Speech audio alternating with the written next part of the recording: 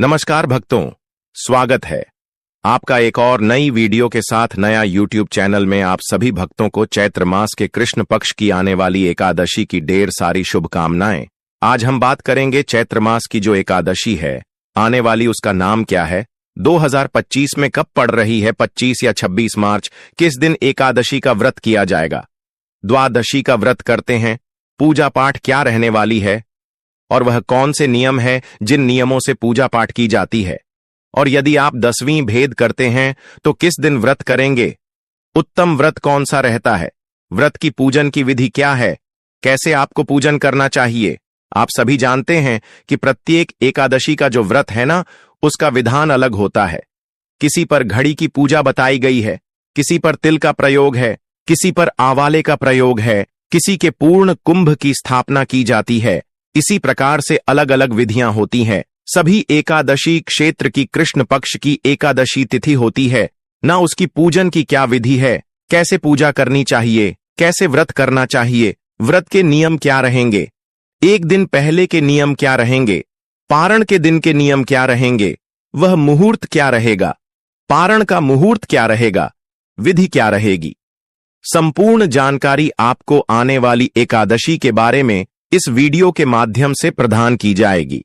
हमारे चैनल पर जो भी जानकारी प्रचारित प्रसारित की जाती है वह सही होती है, पंचांग पर आधारित होती है, ज्योतिष शास्त्र पर आधारित होती है, पुराणों। हम कोई भी बात मनगढ़ंत तरीके से नहीं बताते हैं, क्योंकि यह एक प्रतिष्ठित ज्योतिष संस्थान का चैनल है। इसलिए जो भी जानकारी आपको दी जाती है वह 100% सख्त होती है। इसलिए वीडियो के अंत तक जरूर बन रहे, बहुत ही ज्ञानवर्धक वीडियो होने वाली है। जानकारी आरंभ करते हैं। उससे पहले आपसे निवेदन है कि वीडियो यदि थोड़ा सा भी उपयोगी लगे, अच्छा लगे, तो उसे एक बार लाइक अवश्य कर दीजिएगा। आपका एक लाइक हमारे लिए बहुत अधिक महत्वपूर्ण होता है। अपने व्रत की सफलता के लिए, भगवान श्री हरि का आशीर्वाद प्राप्त करने के लिए कमेंट बॉक्स में अवश्य लिखिएगा, जय श्री हरि भगवान श्री हरि का यह नाम या ओम नमो भगवते वासुदेवाय। यह मंत्र सभी लिखा जाता है तो उसे एक सकारात्मक ऊर्जा का प्रभाव होता है, और वह सकारात्मक ऊर्जा आपके जीवन में सकारात्मक परिवर्तन देखकर आती है। इसीलिए अपने जीवन में सकारात्मक परिवर्तन लाने के लिए, भगवान श्री हरि की कृपा प्राप्त करने के लिए कमेंट बॉक्स में लिखिएगा ओम नमः भगवते। लिए बात करते हैं। आने वाली एकादशी है जो चैत्र मास के कृष्ण पक्ष की एकादशी है, क्योंकि होली के बाद चैत का महीना लग गया है, चैत्र का महीना है यह, और चैत्र मास की जो एकादशी है उसकी महिमा अधिक इसलिए की है क्योंकि यह खरमास में आती है। जैसे ही होलिका दहन हुआ है उसी के खरमास की शुरुआत भी हो गई है। खरमास में बहुत से जो मांगलिक कार्य बंद हो जाते हैं ना, उनका ध्यान रखना चाहिए। आप तो अवश्य जाने का कि कौन से कार्य हैं जो आपको नहीं करनी चाहिए। हम बात कर रहे हैं एकादशी की। एकादशी है चैत्र मास के कृष्ण पक्ष की, इसका नाम है पाप मोचनी एकादशी। जैसा कि नाम से ही झात होता है पापों का मोचन करने वाली, कि वह एकादशी है जो यदि आपने व्रत किया, पूजन किया, तो आपके जीवन में बड़े से बड़ा पाप आपसे क्यों ना हुआ हो, इस एकादशी के व्रत के प्रभाव से वहां भी समाप्त हो जाता है कि पाप हो। यह एकादशी उसे नष्ट कर देती है, और आपके जीवन में, जब आपके जीवन में कोई पाप कर्म घटित होता है, चाहे वह अनजाने में ही क्यों ना घाटा हुआ हो, हमें उसे वन में दुखों का आगमन होता है। आपको बहुत से यातनाएं झेलनी पड़ती हैं, जैसे गरीबों आती है, घर में कल क्लेश होता है, कई बार दो परिवारों को बिछड़ना पड़ता है, पति पत्नी के बीच में बिच्छू आ जाता है, परिवार के साथ बच्चों के साथ भेजो आ जाता है। ये सब क्यों होता है? हमारे कर्मों के कारण हमसे कुछ न जाने अनजाने में गलतियां हुई होती हैं, इस कारण कुछ पाप हुए होते हैं। इस कार्य जब आप पाप मोचनी एकादशी का व्रत कर लेते हैं तो जाने अनजाने की जो पाप होते हैं न, यह नष्ट होते हैं, और जब जाने अनजाने के पाप नष्ट हो जाएंगे तो उनसे जो आपको कष्ट मिलने वाला था सजा के रूप में, वहां भी नहीं मिलेगा।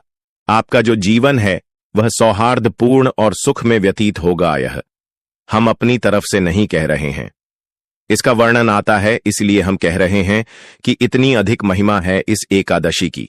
स्वयं भगवान नारद कहते हैं, इसके बारे में एकादशी का व्रत कर लेता है 7 जन्मों के पाप धुल जाते हैं, परंतु व्रत पूरे विधि विधान से किया जाना चाहिए।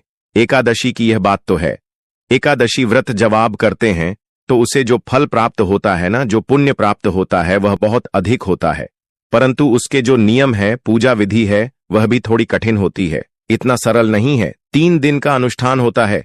एकादशी यह कोई साधारण व्रत नहीं है साहब। बहुत से लोग केवल इतना कर लेते हैं, एकादशी के दिन उठाते हैं, उसे दिन खाना नहीं खाते हैं, सायंकाल को आलू कुटू स्वत सिंघाड़ा और खूब सारा खा लेते हैं। तालाब होना उसके बाद अगले दिन पुनः व्रत खोल लेते हैं। उनको लगता है वह बहुत अच्छी एकादशी कर रहे हैं। सब एकादशी अपने आप में एक अनुष्ठान है। इसके नियम दशमी तिथि से आरंभ होते हैं। आपके जो महिमा सुनते हैं ना एकादशी के बारे में, कि एकादशी का एक व्रत करने से एक बड़ा सा पापी मनुष्य किस प्रकार से तार गया, अगले जन्म में राजा बना और किस प्रकार से भगवान स्वयं उसकी रक्षा करते हैं। एकादशी की अनेक कथाओं में अनेक जो है ऐसे विवेचन आते हैं जहां पर बहुत बड़े से बड़ा पापी भी एक एकादशी के पुण्य प्राप्त आपसे ही सब पापों से मुक्त होता है। परंतु उसकी विधि तो जानिए ना साहब। वह तब होता है जब आप सही प्रकार से व्रत को करते हैं, पूजन को करते हैं। एक चीज दूसरा कहीं ऐसा तो नहीं कि आप पाप ही इस उद्देश्य से कर रहे हैं ना साहब। वह तब होता है जब आप सही प्रकार से व्रत को करते हैं, पूजन को करते हैं। एक चीज दूसरा कहीं ऐसा तो नहीं कि आप पाप ही इस उद्देश्य से कर रहे हैं कि अभी हम पाप कर लेंगे, कोई बात नहीं, बाद में एकादशी कर लेंगे, उस सारे डर जाएंगे। ध्यान रखिएगा, हमारे बहुत से दर्शन कई बार कहते हैं कि पंडित जी आप कहते हैं कि एकादशी इतने पाप नष्ट कर देती है, इतने पाप नष्ट कर देती है, सोचेंगे चलो एकादशी का व्रत करके धो लेंगे। ऐसा नहीं है। अनजाने में हुई गलतियों की क्षमा याचना होती है। आप भगवान के साथ चल करेंगे और भगवान को झांत भी नहीं होगा। इतने भोले कैसे हो सकते हैं आप सब? वह ईश्वर है, परमात्मा है। आपके दिमाग में जरा सा कुछ आटा के पास सो रहा होती है और इसका दुष्परिणाम कैसे होगा? फिर आप देखिएगा तो ऐसा नहीं है कि आप जानबूझकर कोई भी पाप करें और उसके बाद कहीं चलो मैं एकादशी कर लिया तो भूल जाने चाहिए।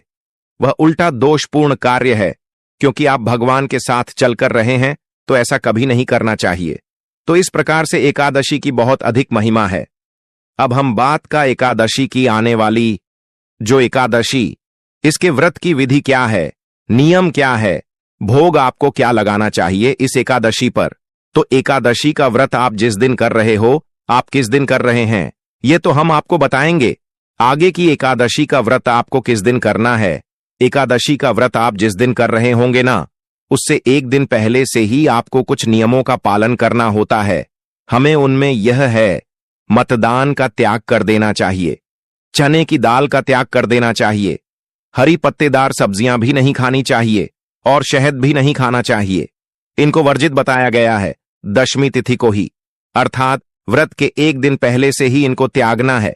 एकादशी के दिन जब आप सूर्योदय से पहले सो के उठेंगे तो उठने के बाद आपको ब्रश शादी नहीं करना चाहिए। टूथब्रश करते ना आप, तंत्र धवन आपको नहीं करना चाहिए। किसी भी मंजन या किसी भी पेस्ट का प्रयोग नहीं करना चाहिए। क्यों? क्योंकि सभी मंजन और पेस्ट के अंदर या तो नमक होता है या तो केमिकल्स होते हैं और दोनों ही आपके व्रत को खंडित करते हैं। तो एकादशी के व्रत वाले दिन आपको मंजन आदि का प्रयोग नहीं करना चाहिए। उठने के बाद स्नान आदि करके स्वच्छ वस्त्र धारण करके आप पूजन करेंगे। यहां पर सवाल आता है, पंडित जी बिना ब्रश के तो रहे वीडियो नहीं सकते, तो क्या करें? देखिए, बहुत सारे ना व्रत के मंजर और पेस्ट आते हैं, वह आप कर लीजिएगा। अगर आपको झांत न हो तो कमेंट बॉक्स में लिखकर पूछ लीजिएगा। हम आपको अवश्य बता देंगे कि कौन से व्रत के मंजन और पेस्ट हैं जो आप ले सकते हैं। स्वच्छ वस्त्र धारण करके भगवान सूर्यदेव को जल्दी दीजिएगा। और जो आपका पूजा स्थल है जहां आपने एकादशी का पूजन करना है ना, वहां पर आप आसन लगाकर बैठ जाएगा। पूजन की जो सामग्री है वह नोट कर लीजिए कि क्या क्या सामग्री है जो आपको एकत्र करनी है। सामग्री होनी चाहिए एक तांबे का लोटा, जिसमें आपको पहले गंगा जल भरेंगे, उसके बाद उसने शुद्ध जल भरेंगे। तांबे के लोटे के एक चौकी ले लीजिएगा अगर आपके पास हो, और उसे पर बचाने के लिए भी पीला वस्त्र आपके पास हो तो वह भी ले लीजिएगा, उत्तम रहेगा। भगवान श्री हरि विष्णु की प्रतिमा या तस्वीर ले लीजिएगा जिनका पूजन करेंगे। इसके अतिरिक्त होली मौली पान सुपारी लौंग इलायची धूप दीप नावेद। क्या भोग लगाने के लिए आप भगवान को क्या भोग लगाएंगे? एकादशी पर कब भोग लगा सकते हैं? अगर संभव हो तो पाप मोचनी पर आप आम का भोग लगाएं, उत्तम रहेगा। पीले रंग के आम का भोग हम लगते हैं। पाप मोचन एकादशी पर या कोई मिठाई ले लीजिएगा, कुछ भी ना हो तो मिश्री ले लीजिएगा जी के रूप में जो आपने वेद में अर्पित करेंगे। और अगर आपको जानू मिल जाए तो जानू ले लीजिए, जिनका विधान भी कहा गया है, बताया गया है, क्योंकि पाप हरिणी है मां। तुलसी, यदि आपकी संतोषी जी का पूजन भी साथ में करते हैं तो उत्तम रहेगा। आप तुलसी का पौधा या तुलसी माता का जो गमला है उसे भी पूजा स्थल पर अवश्य रखिएगा। सारी सामग्री एकत्र कर लीजिए और पूजा के स्थान पर आसन लगाकर बैठ जाइए। मुक्ति, जहां तक बात है तो आपको करना है या तो पूर्व दिशा की ओर या तो उत्तर दिशा की ओर, यह सर्वोत्तम रहेगा। सबसे पहले सारी सामग्री का और स्थान का शुद्धिकरण होता है, पवित्रीकरण होता है। तो एक पुष्प लीजिएगा और जो लोटे में अपने जल भरा है ना, हमने आपको बताया था तांबे के लोटे में जल भरना है। गंगा जल होना, मिला हुआ होना चाहिए। उसमें फूल और सारी सामग्री पर और यहां वहां छींटे दीजिए, जिससे एक ही संस्थान का और सामग्री का पवित्रीकरण हो जाए। ओम पवित्र हो, पवित्र एवं सर्वांग। वास्तव में तो विवाह में हस्त मैथुन रेखा क्षमता सूचियां, इस प्रकार से आप सभी सामग्री का अपने पवित्र कारण किया है। अब भगवान की स्थापना करेंगे। भगवान की तस्वीर या प्रतिमा जो भी आपके पास है उनकी स्थापना सर्वप्रथम करेंगे। तो इसके लिए एक चौकी एरिया आपके पास है ना, तो चौक लीजिए, उसे पर पीले रंग का वस्त्र दिखाइए, उसे पर आसन के रूप में पुष्प रखिए, खुले फूल रखिए और उसे पर भगवान की तस्वीर या प्रतिमा को स्थापित कर दीजिए। प्रेम पूर्वक भगवान से निवेदन कीजिए, प्रभु हम आपको यह आसान दे रहे हैं, आप इस पर विराजमान हो। इस भाव से प्रभु को विराजमान कीजिए। प्रेम से माता तुलसी का गमला जहां रखेंगे वहां पर भी पहले पुष्प रखिए और माता तुलसी से निवेदन कीजिए कि मां तुलसी आप यहां विराजमान हो और हमें आशीर्वाद आते हैं तथा पूजा ग्रहण करें। इस प्रकार स्थापना करने के बाद आपको टिका दिया लगाना है। दीपक जहां रखेंगे वहां पर भी आपको पुष्प रखते हैं। पुष्प के ऊपर ही दीपक को रखना है। यह जो दीपक है यह हमारी पूजा के साक्षी हैं, अग्नि साक्षी होते हैं और इसीलिए इनका पूजा के समय प्रज्वलित किया जाता है, जिससे कि यह हमारे साक्ष्य के रूप में कार्य करें। तो इन अग्निदेव को भी हिलाना नहीं है वहां से और इनको भी आसान देना है। पुष्प के रूप में उसके ऊपर ही आपको दीपक को विराजमान करना है और धूप को लगा दीजिए। अब आप अपने हाथ धोएंगे और आगे जैसे जैसे प्रक्रिया बताते जाएंगे वैसे वैसे करते जाएगा। पूजन में आगे बढ़ते हैं तो सर्वप्रथम चम्मच से अपने सीधे हाथ में जल लीजिए और हाथ धोने के बाद अब एक चम्मच जल आजमाने करेंगे। हम यहां से मंत्र बोलेंगे, एक मंत्र पर एक बार चलती है और माधवाय नमः, ओम केशवय नमः, ओम नारायण नमः, इस प्रकार से एक एक मंत्र पर अपने जल पिए। अब आप हाथ धोएंगे और आर्षिकेश आय नमो नमः धोने के बाद अपने आप को तिलक कीजिए। मौली बंदी आपका पारिवारिक जैन यदि साथ में बैठकर पूजन कर रहे हैं तो उन्हें भी तिलक कीजिए। मौली बंधिए और व्रत करने का संकल्प कीजिए। संकल्प करने के लिए अपने सीधे हाथ में जल लीजिए। 1 रुपये का सिक्का कम से कम रखिए, अधिक जो भी आप रखना चाहे वह रख सकते हैं। संकल्प जो है वह किसी भी व्रत में आपको अवश्य ही लेना चाहिए। संकल्प ही वह विधि है जिससे आपके सभी पुण्य आपका नाम से एकत्र होते हैं। साधारण भाषा में कहीं आसान शब्दों में समझ तो जिस प्रकार से आपका एक बैंक का खाता होता है और उसने जो जानकारी आप दूसरे बैंक में देते हैं वहां से पैसा आपके खाते में जमा हो जाता है, वैसे ही कुछ मूलभूत जानकारियां हैं जो आप संकल्प में बोलते हैं और इससे आपके खाते में आपका पुण्य जो है वह एकत्र होते हैं। क्योंकि आप किस काम के लिए कौन सा कार्य कर रहे हैं, क्यों कर रहे हैं, कौन हैं, आप कहां बैठकर क्या कर रहे हैं, इसके साक्षी कौन हैं, उसके आधार पर ही तो आपका लाभ होता है ना। तो इसमें संकल्प में वही बोला जाता है कि आप कौन हैं, कहां बैठे हैं, कौन आपका साक्षी है और किस उद्देश्य की प्राप्ति के लिए क्या कार्य कर रहे हैं, तो वह सब लिखा जाता है आपका। इसलिए आपको संकल्प अवश्य ही करना चाहिए। तो चलिए संकल्प आरंभ करते हैं। 3 बार बोली ओम श्री विष्णु, ओम श्री विष्णु, ओम श्री विष्णु। अपना नाम, अपना गोत्र, जिस स्थान पर बैठकर संकल्प कर रहे हैं वहां का मकान, नंबर, क्षेत्र का नाम, शहर का नाम, क्षेत्र में से कृष्ण पक्ष ने एकादशी आयाम पुण्यतिथियों। हमको वासुदेव परिवार है, व्यवहार बोलिए एकादशी, मध्य आयु आरोग्यता प्राप्त है, धन संपत्ति प्राप्त करता है, परिवार सुख संपत्ति प्राप्त करता है। भगवान विष्णु एवं माता तुलसी एकादशी व्रत पूजन संकल्प संकट से बोलिए विष्णु चरण शरण शपथ्य, और यह संकल्प भगवान के चरणों में अर्पित कर दीजिए। देखिए, हमारे कुछ जो दर्शन है वह बार बार हमसे कहते हैं कि पंडित जी कई बार ना चीज जो शब्द है वह हमें समझ नहीं आते हैं। कारण क्या है कि ऑडियो सुनकर उनको समझ पाना, और बहुत सारे जो शब्द है वह संस्कृत के होते हैं, तो उनका उच्चारण क्या रहेगा, प्रोनंसिएशन क्या रहेगी, ये समझना मुश्किल हो जाता है। तो आपको वीडियो में ऐसा बनाया जिससे कि नीचे लिखकर भी आता रहे। हम इसके लिए प्रयास कर रहे हैं, और हमने अपनी टीम को भी बोला है कि किसी भी प्रकार से ऐसे वीडियो बनाया जाए कि आता है, क्योंकि देखिए यह टेक्निकल कार्य है, इसमें हम अनभिज्ञ हैं कि कैसे किया जाता है। तो जैसे ही संभव हो पाएगा जल्द ही हम इस प्रकार के वीडियो आएंगे। हमारे जो वीडियो आएंगे उसमें जो हम बोल रहे होंगे वह नीचे लिखा भी आएगा मंत्र, जिससे कि आप स्वयं उसको समझ भी पाएंगे और उसको बोल भी पाएंगे। तो संकल्प इस प्रकार से यहां भगवान के चरणों में अर्पित कर दीजिए, भगवान को नमस्कार कीजिए और पूजन में आगे बढ़िया। सबसे पहले भगवान श्री हरि विष्णु का पूजन किया जाएगा। एक और बात बता दें कि एकादशी में कलश पूजन का विधान भी है, परंतु यह आवश्यक नहीं। प्रत्येक एकादशी पर कलश पूजन करें। जिन एकादशियों पर आवश्यक होता है उन एकादशियों पर हम आपको करवाते ही हैं। जैसे पिछले एकादशी पर पूर्ण कुंभ का विधान था और उससे पहले घड़े का विधान था, वह हमने आपको बताया था। इस एकादशी पर विशेष रूप से घड़े का विधान नहीं है। आप रखना चाहे तो एक कलाश रखो। कलश पूजन की विधि हमने आपको पहले भी बताई है।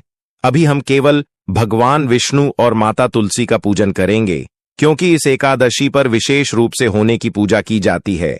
भगवान विष्णु को पत्र अजमानी अर्पित करेंगे। अब यदि आपके पास भगवान की प्रतिमा है तो उसे किसी पत्र में रखिए, किसी प्लेट में, किसी ऐसे पत्र में रखिए जिससे कि जब आप उन्हें जल अर्पित करें तो वह जल इधर उधर न, पहले पैरों में पूजा की सामग्री न आए। जो लोग तस्वीर पर पूजन कर रहे हैं वह भी वहां पर एक पत्र जैसे कटोरी आदि कुछ रख लीजिए, जिसमें आप पूजा का जल और पूजा की सामग्री अर्पित करेंगे। इससे क्या होगा कि जो सामग्री है या पूजा का जल है वह पैरों में नहीं आएगा। पहले भगवान पद अर्पित करेंगे। एक चम्मच लीजिएगा, उस अर्पित कीजिएगा, बोलेंगे ओम पद्यम समर्पयारी। जो प्रतिमा पर पूजन कर रहे हैं वह प्रतिमा को अर्पित कीजिए। जो तस्वीर पर पूजन कर रहे हैं वह सामने रख पत्र में डालिए। ओम अर्गाम समर्पयाराम ही, ओम अजमानी समर्पयारी। इस प्रकार से ऐसा होता है कि जब भी भगवान आए हैं तो आप उनको पद्य अर्थ आचमणी करते हैं। विश्राम किया भगवान ने, अब उनको स्नान कराएंगे। स्नान करने के लिए प्रेम पूर्वक पुनः एक चम्मच जल लीजिए और अर्पित कीजिए। जो प्रतिमा पर पूजन कर रहे हैं वह भगवान का अभिषेक भी कर सकते हैं, जैसे शिवलिंग पर जल चढ़ाते हैं न, वैसे ही भगवान की प्रतिमा को जल चढ़ाएंगे। आपके पास गंगा जल मिला हुआ जल होगा, वह चढ़ाएगा। ओम नरम जन्म समर्पयामी। स्नान करने के बाद पंचामृत स्थानम, पंचामृत स्नान करेंगे तो पंचामृत बनाइएगा। पंचामृत कैसे बनेगा? पंचामृत बनाने के लिए अच्छा दूध लीजिएगा, दही लीजिएगा, जी दीजिएगा, शक्कर लीजिएगा, शहर के स्थान पर गंगा जल मिल लीजिएगा। क्योंकि एकादशी के दिन हम स्वयं शहर का सेवन नहीं कर सकते तो भगवान को भी अर्पण नहीं करना चाहिए, तो पंचामृत अर्पित करेंगे। जो तस्वीर पर पूजन कर रहे हैं ना, वह पंचामृत को पुष्प पर लगाइए, फूल पर लगाइए और वहां फूल भगवान के सामने अर्पित कीजिए। जो प्रतिमा पर पूजन कर रहे हैं वह प्रेम से अभिषेक कराया। भगवान को पंचामृत से ओम पंचामृत प्रणाम समप्यामी स्थान अर्पित कर दीजिए और प्रतिमा पर आप शुद्ध जल संस्थान कराया। सूर्योदय का स्थान, जन्म समय, व्यायाम ही सुगंध अर्पित कीजिए। चित्र अर्पित कीजिए। इत्र को किसी पुष्प पर लगाइए या रूही पर लगाइए और भगवान को अर्पित कर दीजिए, चढ़ा दीजिए। एकदम समर्पयारी। वस्त्रम, वस्त्रांते वस्त्र अर्पित करेंगे। भगवान को प्रेम से वस्त्र अर्पित करेंगे। वस्त्र के रूप में क्या लीजिए? मौली का टुकड़ा थोड़ी है और वह मौलिक का टुकड़ा भगवान को अर्पित कर दीजिए। वस्त्रम समर्प्यम ही आपके पास यदि जानू है तो जानू अर्पित कीजिएगा, अगर नहीं है तो कोई बात नहीं। मस्तराम यज्ञों पवित्रम यज्ञ पवित्र समर्पयारी महत्वपूर्ण एवं पवित्रम पनासनम चांद्राम समर्पयाराम ही चंदन अर्पित करेंगे। भगवान को प्रेम से चंदन लगाइए। पुष्पम समर व्यायाम ही पुष्पित कीजिए। फूलों की माला है तो माला पहना, यह भगवान को पुष्पम समर्पयारी। धूपम दृश्य ई दीपम दृश्य ई, धूप दिखाइए, दीप दिखाइए। रूप में आप भगवान को आम अर्पित करते हैं।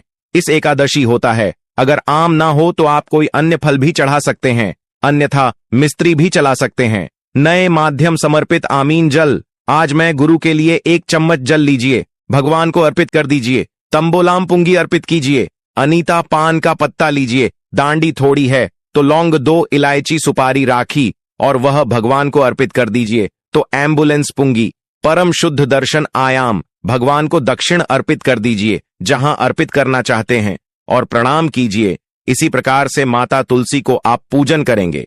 माता तुलसी को आप सीधा जल से कीजिए, जल अर्पित कीजिए माता को, और माता को चंदन नहीं, माता तुलसी को आप होली का तिलक करेंगे, वस्त्र के रूप में मौली अर्पित करेंगे। फूलों की माला है तो मना पहने ही है, अन्यथा उसे परमिट कीजिए। धूप दिखाइए, दीप दिखाइए और नावेद के रूप में भोग के रूप में मिश्री अर्पित कर दीजिए। अनीता, कोई फल आपके पास है तो वह फल अर्पित कर दीजिए।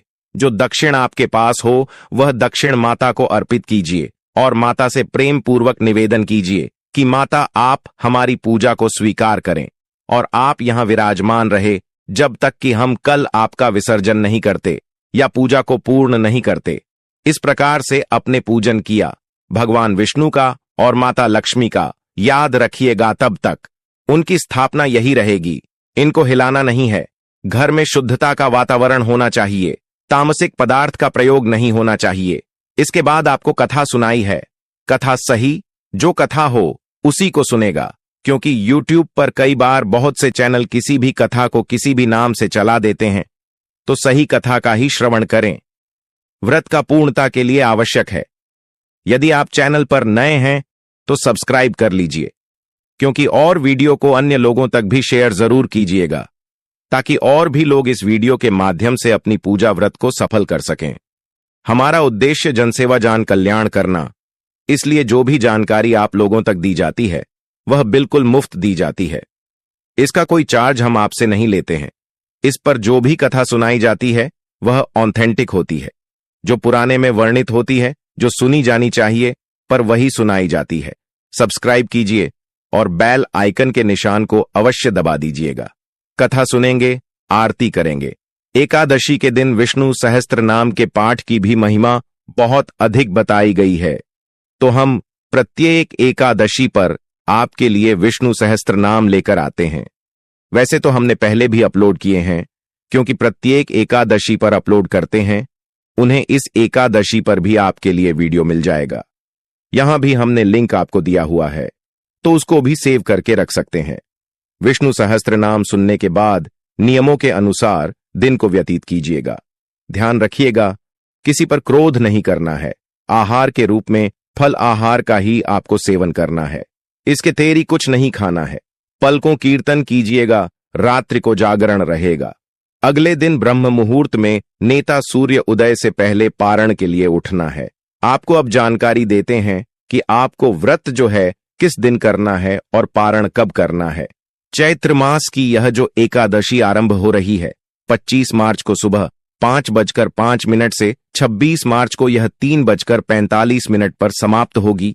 प्रातः अर्थात सूर्योदय से पहले ही 25 तारीख को सूर्य के मुख से एकादशी है और व्रत से पहले द्वादशी भी आ जाएगी, इसीलिए 25 तारीख को ही व्रत किया जाएगा। 25 मार्च को एकादशी व्रत करना शुभ रहेगा और 26 मार्च को आप व्रत का पालन करेंगे।